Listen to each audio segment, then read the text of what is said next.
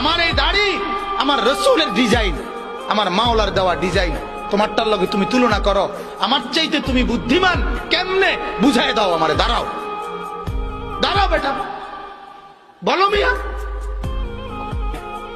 কোরআনুল কারীমে আছে আল্লাহ তাআলা বলেন, ওয়ালাকাদ খালাকনাকুম সুম্মা সাব্বারনাকুম, বান্দা আমি তোমাকে বানিয়েছি, আমি তোমাকে সাজিয়েছি। বানাইছে কে?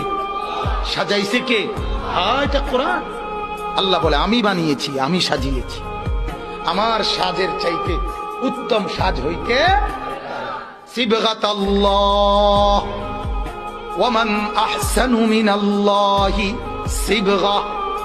আল্লাহ বলেন বান্দা আমি মাওলার রঙে রঙিন হও, আমি মাওলার রঙের চাইতে উত্তম কোন রং ঢং আর হইতে পারে না।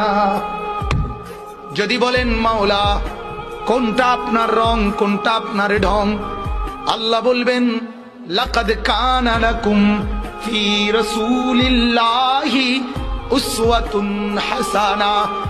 আল্লাহ বলবেন বান্দা ওই যে আমার এক বন্ধু পাঠিয়েছি, যে বন্ধুকে 63 বছর জমিনে রেখেছি, যে বন্ধুকে 23 বছর দিবানিশি তোমাদেরকে দেখিয়েছি, বন্ধুর হাসি, বন্ধুর কান্না, বন্ধুর হাঁটা, বন্ধুর চলা, বন্ধুর আহার, বন্ধুর নিদ্রা, বন্ধুর চলন, বন্ধুর বলন, বন্ধুর আচরণ, বন্ধুর উচ্চারণ, ওইগুলাই হচ্ছে আমি মাওলার রং আর ঢং।